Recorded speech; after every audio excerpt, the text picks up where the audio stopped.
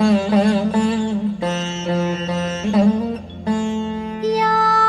कुन्देन्दु तुषारहार धवला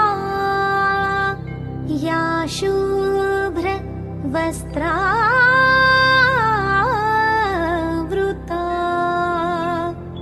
या वीणा वरदण्डमण्डितकरा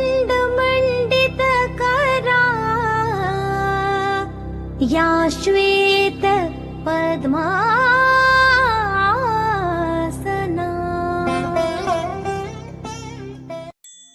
नमस्ते। हम रोज माँ लक्ष्मी, माँ सरस्वती एवं माँ दुर्गा जैसी अनेक देवियों की पूजा करते हैं। वास्तव में ये देवियाँ कौन है? ये देवियाँ किसको प्रतिनिधि करती हैं? इन सभी प्रश्नों के बारे में क्या हमने कभी सोचा है? चलिए उसके बारे में हम आपको बताते हैं। तो वो दौर 1937 के बाद का था। अरे ये आवाज कैसे? कहाँ से आ रही है ये आवाज? जरा चल के तो देखो। ओम मंडली बंद करो। ओम राजा कौन है? ताला लगा दो। कौन है? बाहर कौन है?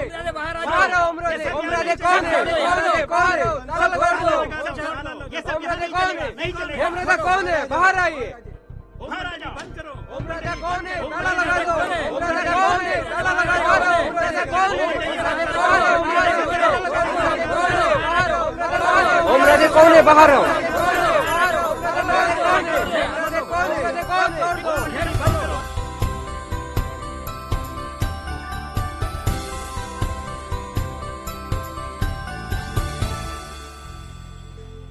ओम मंडली इस संस्था का प्रारंभ 1937 में हुआ। इस संस्था के आधार स्तंभ थे जगदम्बा सरस्वती, जिनको सभी प्यार से मम्मा कहते थे। उनके ही विरुद्ध लोगों के आक्रोश से ये आवाज, स्त्री हो चाहे पुरुष, बच्चे तथा वृद्ध, सबके लिए मम्मा एक प्रकार से एक सच्ची माँ की महसूसता कराती थी। मम्मा के बारे में जानना है ना हमें? कौन थी ये मम्मा? मम्मा में ऐसी कौन सी विशेषता थी जो वो हम सबकी माँ बन गई? इतनी महान व्यक्तित्व वाली मम्मा को जानने के लिए चलिए हम एक नाटक देखते हैं। इस नाटक के पात्र और संदर्भ बिल्कुल ही यथार्थ है। प्रिय दर्शकों, जो आप सभी ओम मंडली का ड्रामा देखने आए हैं, आप सभी का हार्दिक स्वागत है। अगली घंटी के बाद नाटक शुरू होगा। ओम मंडली गर्व से प्रस्तुत करता है आदि देवी।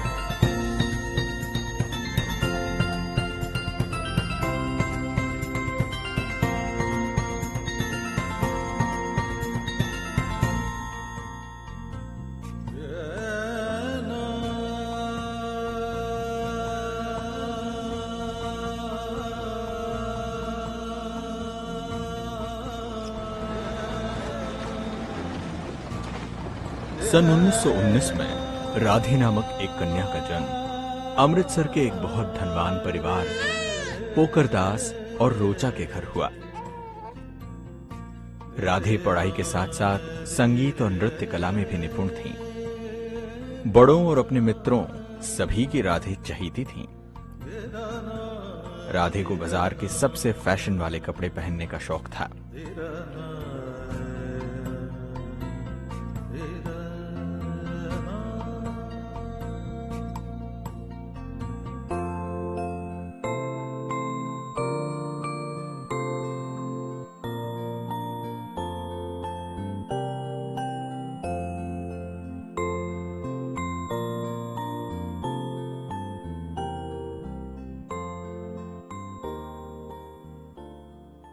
राधे की नृत्य बहुत ही सुंदर था।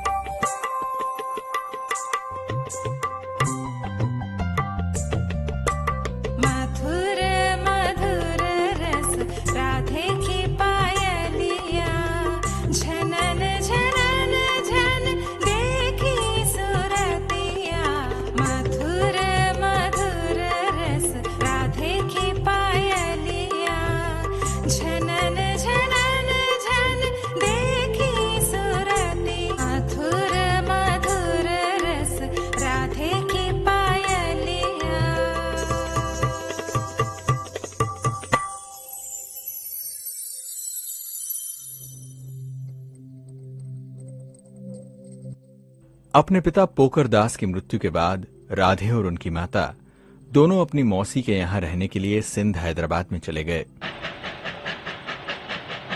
राधे की जिंदगी की एक नई शुरुआत थी। वो सिंध हैदराबाद की यात्रा।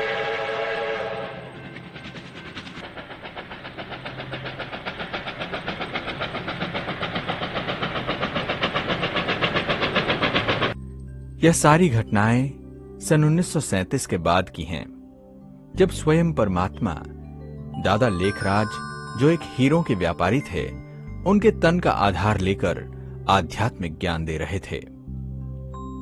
इस ऐतिहासिक कर्तव्य को निभाने के कारण वे प्रजापिता ब्रह्मा कहलाने लगे। उनके द्वारा स्थापित संस्था का नाम ओम मंडली पड़ा। जब राधे को पता चला कि ओम मंडली में आध्यात्मिक ज्ञान दिया जा रहा है, तब अपनी माताजी के साथ उन्होंने सत्संग जाना शुरू कर दिया।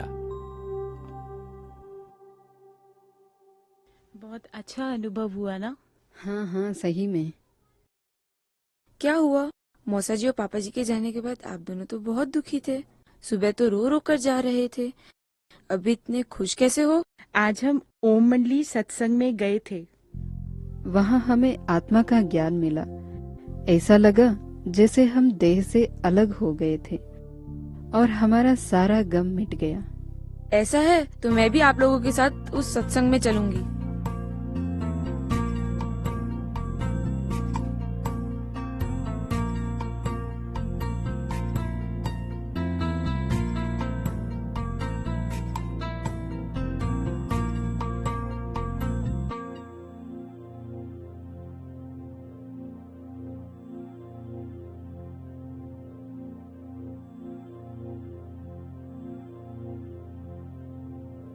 सत्संग में सभी अपने आप को एक आत्मा अनुभव करते हुए ओम ध्वनि का उच्चारण करते थे। जब राधे ओम शब्द का उच्चारण करने लगी, तब अनेकों को दिव्य अनुभूतियां होने लगी। राधे की ये ओम ध्वनि बहुत मशहूर होने लगी। अनेकों लोग वह अनुभव करने वहां आने लगे। इसी कारण से राधे ओम राधे कहलाने लगी।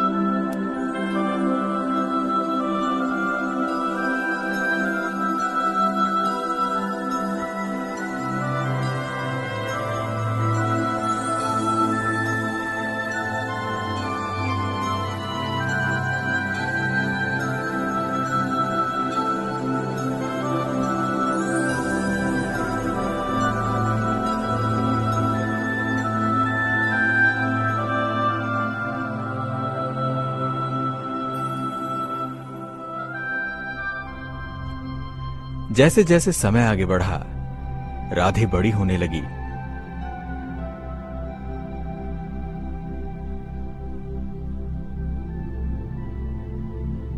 साथ साथ सत्संग भी विस्तार को पाने लगा।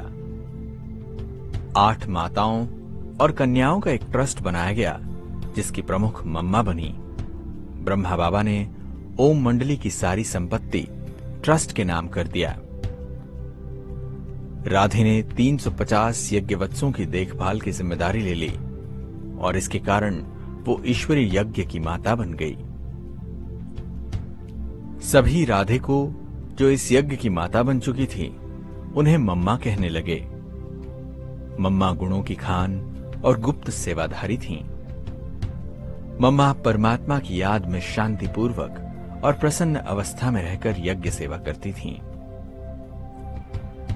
मम्मा ने ईश्वरीय ज्ञान को गहराई से समझकर सभी बच्चों को सरल भाषा में समझाती थीं।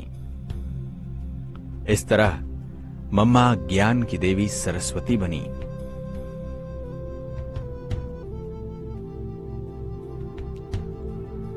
भले मम्मा की उम्र कम थी, लेकिन छोटे और बड़े दोनों के लिए मां समान थीं।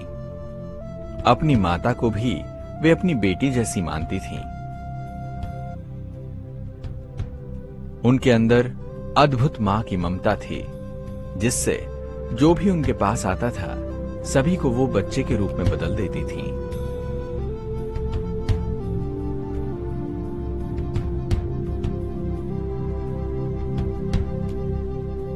आप सब परमात्मा के बच्चे हैं। जैसे परमात्मा मधुर गुणों का सागर है, आपको भी वैसा ही बनना है। ईश्वर को जानना है तो जरूरी है कि आप खुद को जानो। जब खुद के बारे में ज्ञान होगा तो आपको ईश्वर की प्राप्ति होगी। मम्मा से अलौकिक और आत्मिक प्यार की प्रवाह बहती रहती थी, जो सभी के हृदय को छू लेती और एक अनोखी अनुभूति कराती थी।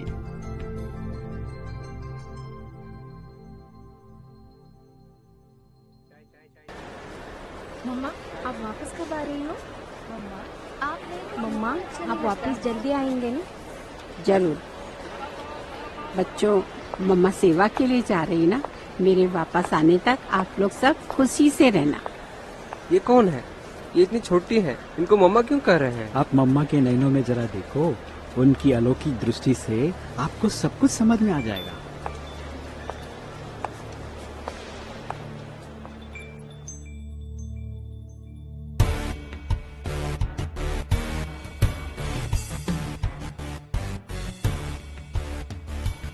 आ जाओ।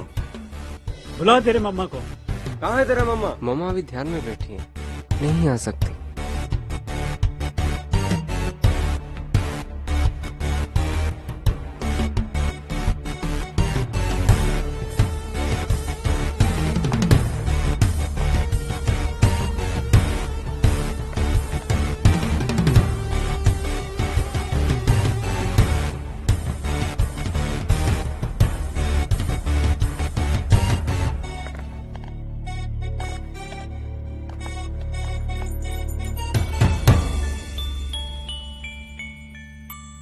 बच्चों, मम्मा से मिलने आए हो क्या? नहीं मम्मा, मम्मा को भगाने के लिए आया, लेकिन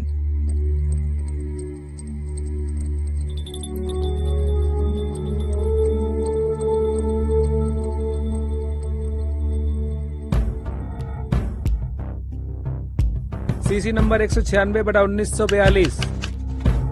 निवेदक एंटी ओम मंडली, मुजरिम दादा लेखराज। पहला गवाह ओम राधे।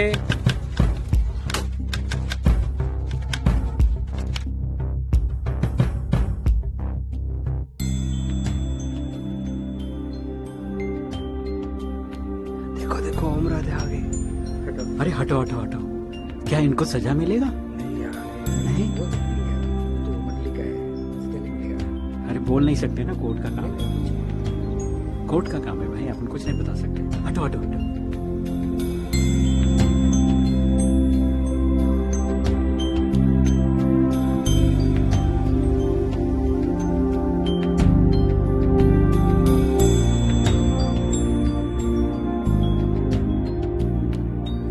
भगवत गीता पर हाथ रखकर ईश्वर को सर्वव्यापी मानकर कसम खाओ कि मैं जो कुछ कहूंगी वो सच कहूंगी। जज साहब, मैं आपको तो देख सकती हूँ, परंतु ईश्वर हाजिर नाजिर है कि नहीं ये मैं नहीं जानती। जिसको मैं देख नहीं सकती उसकी कसम कैसे खा सकती हूँ? मैं आपको आत्मा के रूप में देख सकती हूँ, इसलिए मैं आपको हाजिर नाजिर मानकर कसम ले सकती हूँ कि मैं जो कहूँगी सच कहूँगी, अगर आपकी इजाजत हो तो। Order order. मैं ईश्वर नहीं हूँ, मेरा नाम पर कसम नहीं खा सकती हो। ईश्वर के नाम पर ही कसम खानी है। अदालत का नियम कोई भी तोड़ नहीं सकता। जब ईश्वर को सब जगह देख नहीं सकते हैं तो सर्वव्यापी कहकर उनकी झूठी कसम कैसे खाऊं? ये अदालत है, कोई सत्संग नहीं। आप मुझे ज्ञान नहीं सिखाए, यहाँ के नियमों का पालन करना पड़ेगा, नहीं तो आपको सजा हो सकती है। जैसे आप अदालत का उल्लंघन नहीं कर सकते, उसी प्रकार मैं परमात्मा की निंदा नहीं कर सकती। ऐसा कहते हैं कि धर्म की अतिग्लानि होती है तब ईश्वर अवतरित होते, तो फिर कैसे कह सकते हैं कि ईश्वर सब जगह है? परमात्मा स्नेह, ज्ञान और आनंद का सागर है। मनुष्यों में तो 5 विकार होते हैं, तो परमात्मा उनमें कैसे रह सकते हैं?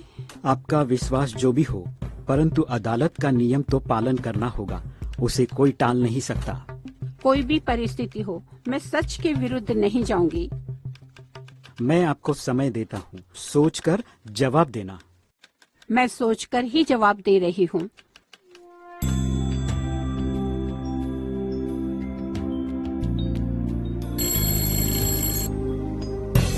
इनको अरेस्ट कर लो।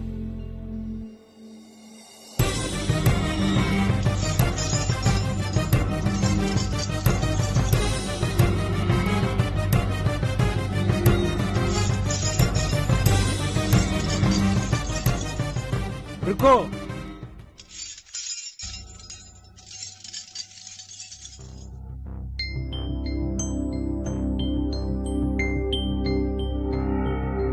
ये अदालत अभी स्थगित की जाती है। थोड़ी देर के बाद पुनः आरंभ होगी।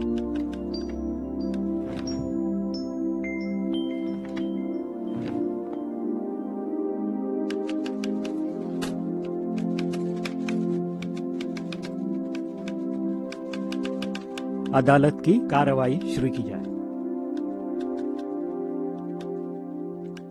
आप सब लड़कियां अपना घर छोड़कर दादा के पास क्यों जाती हो? दादा से ईश्वरीय ज्ञान प्राप्त करने जाते हैं हम। पर जज साहब, आपसे एक प्रश्न पूछूं? अगर पुरुष घर छोड़कर संन्यास धारण कर लेते हैं तो उनके खिलाफ केस करेंगे? तो फिर स्त्रियों से ये प्रश्न क्यों पूछा जाता है? ईश्वर के आगे दोनों बराबर है। जब स्त्री रूहानी ज्ञान प्राप्त कर लेती है तो लोगों को खुश होना चाहिए ना? दादा के कितने बच्चे हैं? जज साहब, हम दादा को व्यक्ति के रूप में नहीं देखते हैं, हम तो उनसे ईश्वरीय ज्ञान प्राप्त करने चाहते हैं। कोई बता सकता है क्या कि ईश्वर के कितने बच्चे हैं?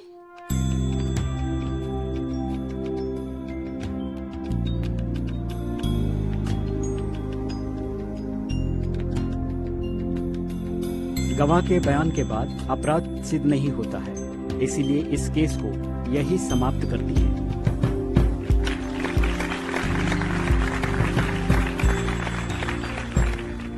वह ओम मंडली के इतिहास में एक महत्वपूर्ण निर्णय था। यह सत्य की विजय थी। चाहे गांव हो या शहर, मम्मा सड़कों पर चलते चलते भी सभी को ईश्वरीय संदेश देती रहती थीं। साधु सन्यासी, राजनीतिक नेता व राष्ट्रीय नेता सभी मम्मा से ज्ञान सुनकर प्रभावित हो जाते थे। ईश्वरीय संदेश सभी दिशाओं में फैलने लगा।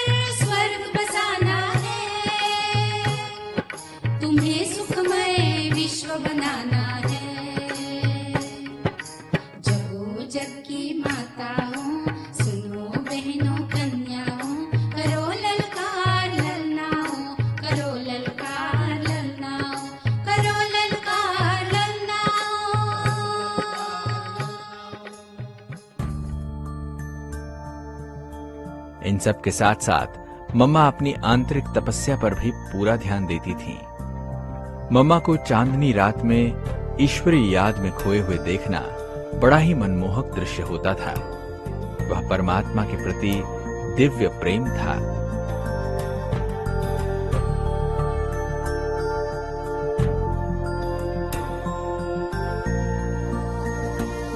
मम्मा की सेवाओं के दिन जल्दी बीत गए।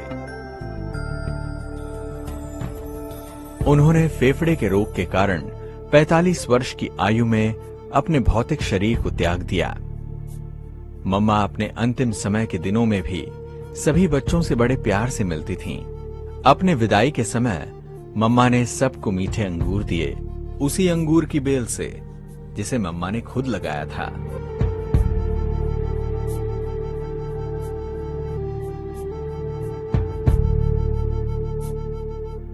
मम्मा सभी के दिलों में आज भी बसी हैं। मम्मा की गुप्त और निस्वार्थ सेवा की आध्यात्मिक चमक आज भी सुंदर चांदनी की तरह चारों ओर फैल रही है।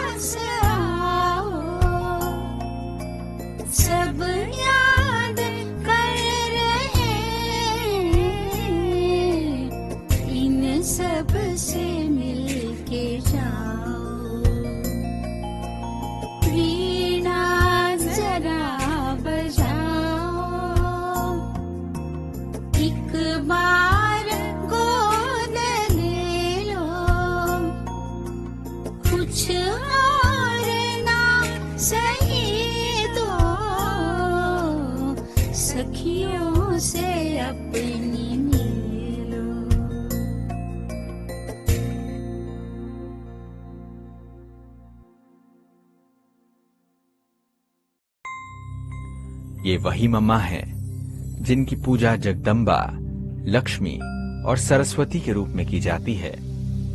यह अतीत की वह सच्चाई है जो इतिहास में महिमा योग्य बन जाता है। मम्मा एक पुण्य आत्मा थी। मम्मा सारे विश्व की मां हैं। उनकी अमर स्मृतियों को हमारा शत शत नमन। To watch Peace of Mind channel videos on YouTube, subscribe us on youtube.com/tvpeaceofmind. Just a click for a peaceful life.